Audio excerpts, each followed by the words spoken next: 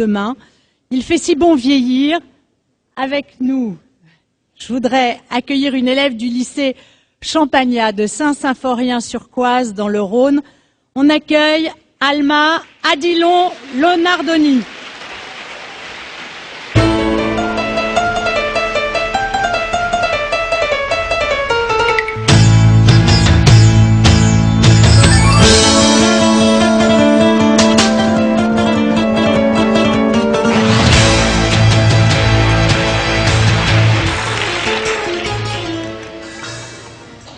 Ils ne se rendent pas compte, vous savez. Ils sont vieux, ça ne les dérange pas.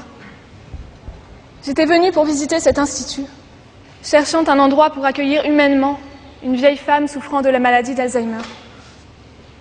Une employée m'a accueillie et m'a menée à un semblant de salon. 3 vieilles femmes étaient recroquevillées sur leur fauteuil, d'un air résigné. 3 vieilles femmes sur 3 fauteuils et une chaise roulante.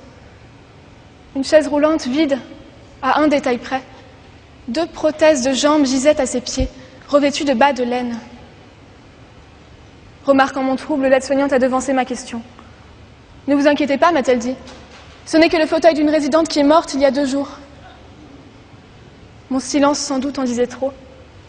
Une fois encore, elle a semblé percevoir une once de reproche dans mon regard, comme si je trouvais choquant que l'empreinte de la mort soit disposée nonchalamment au milieu de 3 vieilles femmes. Trouvais-je choquant ce vestige d'une femme qui était assise à leur côté, sur ces mêmes chaises 3 jours plus tôt? Trouvais-je choquant que leur soit imposée l'évidence « bientôt, ce sera votre tour » ? Trouvais-je choquant que ces 3 femmes soient considérées comme suffisamment amoindries pour ne pas avoir conscience de leurs conditions, pour ne pas être angoissées par une échéance placée constamment sous leurs yeux, se rappelant à leurs bons souvenirs « bientôt, ce sera votre tour » ? Trouvais-je que ces restes posés là n'avaient rien d'anodin ? Oui, elle a semblé percevoir une once de reproche dans mon regard, comme si je considérais ces femmes comme dignes d'attention, comme si je les considérais comme dignes, comme si je les considérais. Devinant vaguement mon indignation, elle m'a aimablement rassurée. Ils ne s'en rendent pas compte, vous savez. Ils sont vieux, ça ne les dérange pas. Aujourd'hui, mesdames et messieurs, j'accuse la société de reléguer ses pères, ses mères aux oubliettes.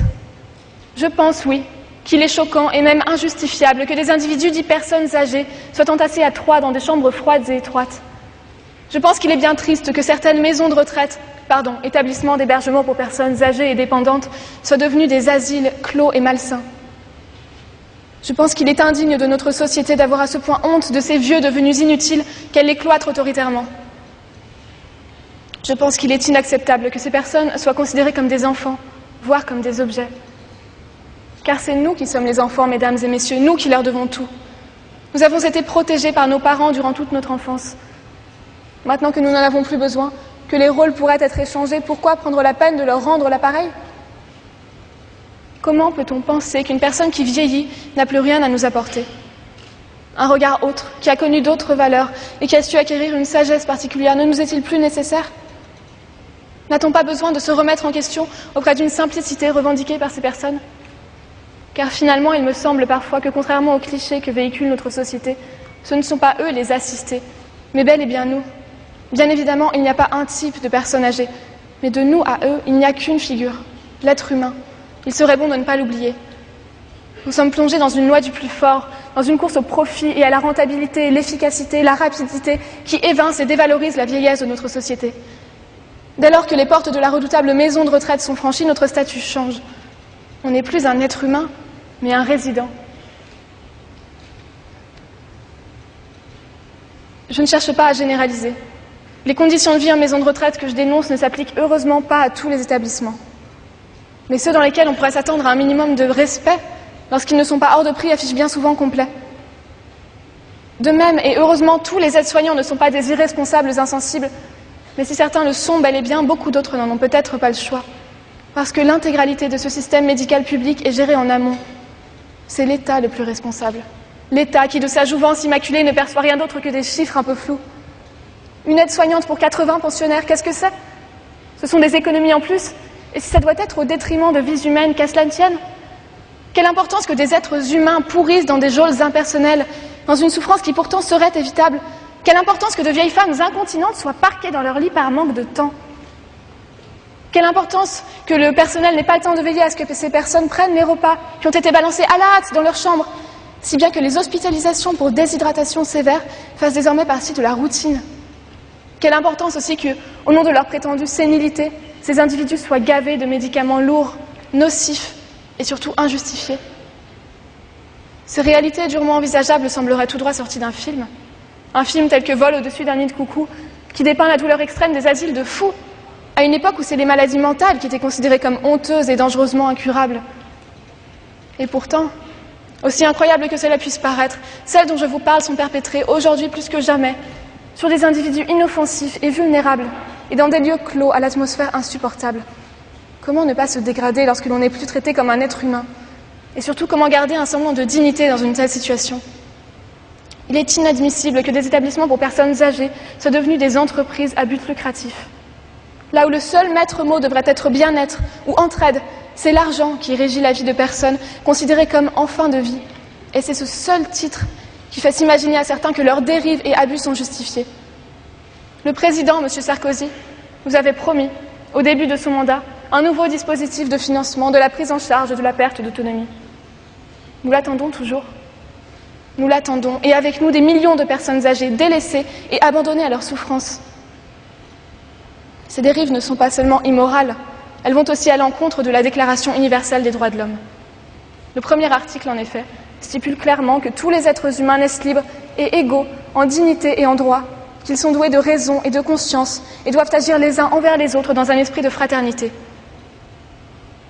Que l'on m'explique où est la fraternité dans le fait de se considérer supérieur à d'autres êtres humains, quand ce sentiment est simplement appuyé par leur situation physique. Que l'on me dise dans quelle mesure l'on peut dire d'une personne retenue contre son gré en maison de retraite qu'elle est libre. Que l'on me dise quelle dignité il reste à quelqu'un dont la présence en établissement va, dans l'imaginaire collectif, automatiquement de pair avec une dégradation intellectuelle et une sénilité aiguë. Qu'enfin l'on me justifie la distinction qui s'est peu à peu creusée entre les droits de l'homme et les droits de la personne âgée. Ne sommes-nous plus humains lorsque nous vieillissons? Je souhaiterais comprendre, mesdames et messieurs, pourquoi la plupart des personnes âgées se voient forcées de renoncer à ces droits fondamentaux. L'article 5 de la Déclaration, quant à lui, ne fait qu'appuyer mon incompréhension. Nul ne sera soumis à la torture, ni à des peines ou traitements cruels, inhumains ou dégradants. Comment l'État, la société, les citoyens tolèrent-ils que ce principe soit bafoué chaque jour au sein même du pays des droits de l'homme? Pays des droits de l'homme. Il est beau, le pays des droits de l'homme, pas même capable de respecter ses racines. Notre belle patrie, qui se veut à son plus haut degré de civilisation, également dans la manière dont elle fait respecter ses lois et ses droits, cela va sans dire, on oublie parfois peu à peu que tout ce qui constitue les anciennes coutumes n'est pas bon à jeter. Les coutumes amérindiennes, par exemple, parce qu'elles ont su conserver leur sens du respect traditionnel, me paraissent hautement plus louables que celles de notre société actuelle. Dans la tradition amérindienne, le vieux sage est capable d'enchanter, de favoriser le rêve, de deviser à voix haute, d'initier, de transmettre, de conseiller, de montrer le chemin, de rendre compte de l'histoire. De notre côté, aujourd'hui, une personne qui vieillit perd de son efficacité et de son utilité. Elle est amoindrie. C'est là le seul statut qu'on lui reconnaît. Comment accorder son estime à quelqu'un à qui on refuse seulement l'écoute? Mais le plus dérangeant, sans doute, c'est que dans l'ensemble de notre société qui prône et magnifie l'éternelle jeunesse, la vieillesse soit vue aujourd'hui comme une échéance cruelle et insurmontable, comme une épreuve douloureuse, et non plus comme une étape naturelle de la vie d'un homme. Parce que des solutions existent, nous devons faire face à l'inacceptable et ne pas oublier qu'un jour, bientôt, à nous aussi, ce sera le tour. Aujourd'hui, je demande, mesdames et messieurs, au nom de tous ceux qui souffrent depuis trop longtemps, une hausse réelle du personnel dans les établissements. Je demande à ce que bien-être et traitement respectueux ne soient plus des services qui se monnaient, mais à ce qu'ils soient accessibles à tous. Je demande à ce que maison de retraite ne soit plus synonyme d'hospice, ni de mouroir, mais de lieu d'accueil solidaire et fraternel. Je demande la dignité.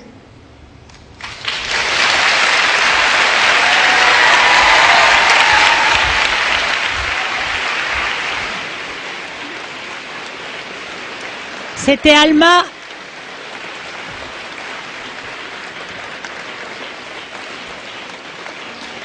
Alma Adilon.